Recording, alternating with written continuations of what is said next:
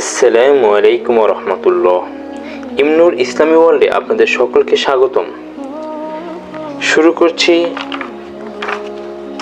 বিষয়ভিত্তিক হাদিস পাঠ, বিশেষ পাঠ পর্ব 4, আলোচ্য অধ্যায় পবিত্রতা অর্জন ও সালাত।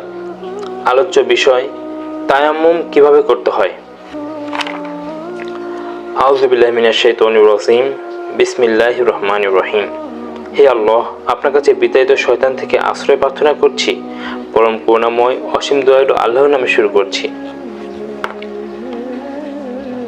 তায়াম্মুম কিভাবে করতে হয়,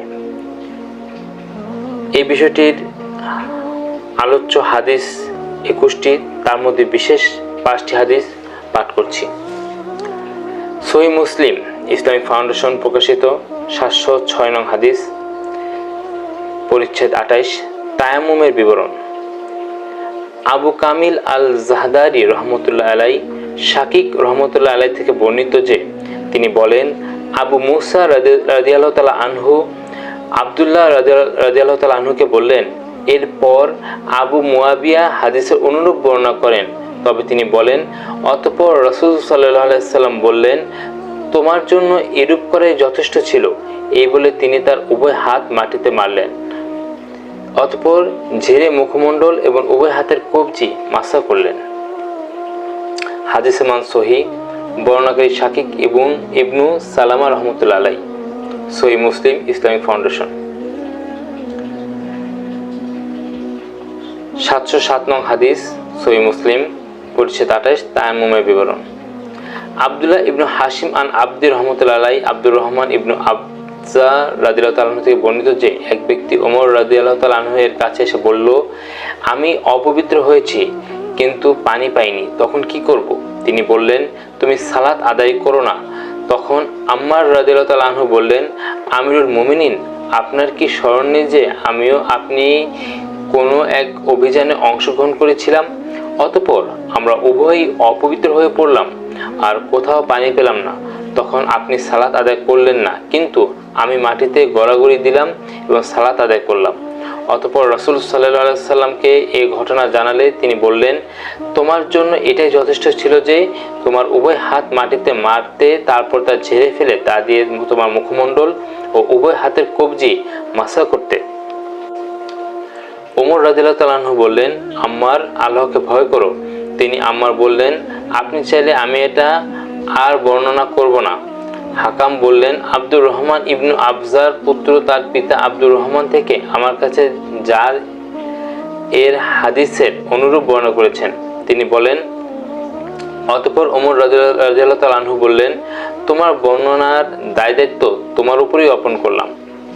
হাদিসে মান সহিহ, বর্ণনাকারী আব্দুর রহমান ইবনু আবজা রাদিয়াল্লাহু তাআলা আনহু। সহিহ মুসলিম ইসলামিক ফাউন্ডেশন। সুনানে আবু দাউদ ইসলামিক ফাউন্ডেশন প্রকাশিত হাদিস নম্বর 318, পরিচ্ছেদ 123, তায়াম্মুম সম্পর্কে। আহমদ ইবনু সালেহ উবাইদুল্লাহ রহমতুল্লাহ আলাই থেকে আম্মার রাদিয়াল্লাহু তাআলা আনহুর সূত্রে বর্ণিত, তিনি বলেন, একদা তারা ফজরের নামাজ আদায়ের উদ্দেশ্যে পবিত্র মাটি দ্বারা তায়াম্মুম করেন এবং এই সময় তারা রাসূল সাল্লাল্লাহু আলাইহি সাল্লামের সাথে ছিলেন। প্রথমে তারা তাদের দুই হাতের তালু পাক মাটির উপর মেরে মুখমণ্ডল একবার মাসা করেন। অতঃপর পুনরায় দুই হাত মাটির উপর মেরে তাদের উভয় হাতের বুগল পর্যন্ত মাসা করেন। হাদিসে মান সহিহ, বর্ণনাকারী আম্মার ইবনু ইয়াসির রাদিয়াল্লাহু আনহু। সুনান আবু দাউদ ইসলামিক ফাউন্ডেশন। সুনান আবু দাউদ ইসলামিক ফাউন্ডেশন প্রকাশিত 319 নং হাদিস, পরিচ্ছেদ 123, তায়াম্মুম সম্পর্কে। সুলাইমান ইবনু দাউদ এবং আব্দুল মালিক ইবনু ওয়াহাব থেকে ইবনু ওয়াহাব এর সূত্রে পূর্বোক্ত হাদিসের অনুরূপ বর্ণিত আছে। তিনি আম্মার বলেন, একদা মুসলিমগণ তায়াম্মুমের উদ্দেশ্যে তাদের হাত মাটির উপর মারেন, তারা মাটি আঁকড়ে ধরেন নেই। অতঃপর তিনি পূর্বোক্ত হাদিস অনুরূপ বর্ণনা করেন এবং এই হাদিস বুগল পর্যন্ত হাত মাসা করা সম্পর্কে উল্লেখ নেই। ইবনুল লায়াস বলেন, তারা দুই হাতের কনুইয়ের উপরিভাগ পর্যন্ত মাসা করেন। হাদিসে মান সহিহ, সুনান আবু দাউদ ইসলামিক ফাউন্ডেশন। সুনান আবু দাউদ ইসলামিক ফাউন্ডেশন, হাদিস নম্বর 320, পরিচ্ছেদ 123, তায়াম্মুম সম্পর্কে।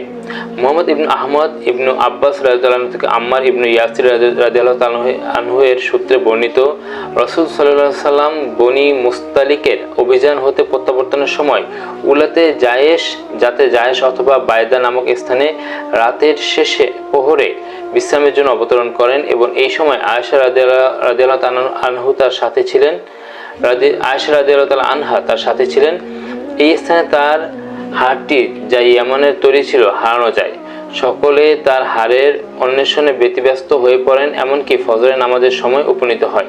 তাদের সাথে তখন উজু করার মতো পানি ছিল না। এমত অবস্থায় আবু বকর সিদ্দিক রাদিয়াল্লাহু তাআলা আনহু তার প্রাণপ্রিয় কন্যা আয়েশা রাদিয়াল্লাহু তাআলা আনহা এর উপর রাগান্বিত হয়ে বলেন, তোমার কারণে সকলে এখানে আটকা পড়েছে, অথচ কারো সাথে উজু করার মতো পানিও নাই।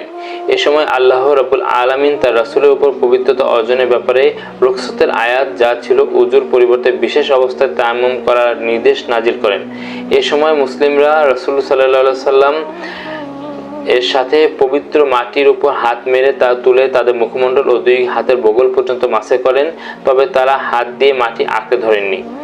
ইবনু শিহাবার বর্ণনা মতে এই হাদিস ফিকহবিদ আলেমদের নিকট গ্রহণযোগ্য নয়। ইমাম আবু দাউদ রাহমাতুল্লাহ আলাইহি বলেন, ইবনু ইসহাক এই হাদিসটি সূত্র পরম্পরায় ইবনু আব্বাস রাদিয়াল্লাহু তাআলা আনহু হতে বর্ণনা করেন এবং উক্ত বর্ণনায় তারা দুইবার মাটির উপর হাত মারেন বলে উল্লেখ আছে। হাদিসে মান সহিহ, বর্ণনাকারী আব্দুল্লাহ ইবনু আব্বাস রাদিয়াল্লাহু তাআলা আনহু, সুনানে আবু দাউদ, ইসলামিক ফাউন্ডেশন। আলহামদুলিল্লাহ, আজ আমরা তায়াম্মুম সম্পর্কে জানতে পারলাম। আল্লাহ তাআলা আমাদের এই হাদিসগুলো থেকে বুঝতে ও শিখতে ও আমল করার তৌফিক দান করুন, দ্বীনের পথে চলার তৌফিক দান করুন, আমিন। ইমনুর ইসলামী ওয়ার্ল্ড চ্যানেলটিকে লাইকস, কমেন্টস, শেয়ার ও সাবস্ক্রাইব করে দ্বীনি কাজে পাশে থাকবেন ইনশাআল্লাহ। পূর্ববর্তী ভিডিও দেখতে ভিজিট করুন ইমনুর ইসলামী ওয়ার্ল্ড চ্যানেলটিতে এবং পরবর্তী ভিডিও নোটিফিকেশন পেতে বেল আইকনটি প্রেস করে রাখুন। সকলে ভালো থাকবেন, সুস্থ থাকবেন, এই দোয়া করে আজ এখানেই শেষ করছি। আসসালামু আলাইকুম ওয়া রাহমাতুল্লাহি ওয়া বারাকাতুহু।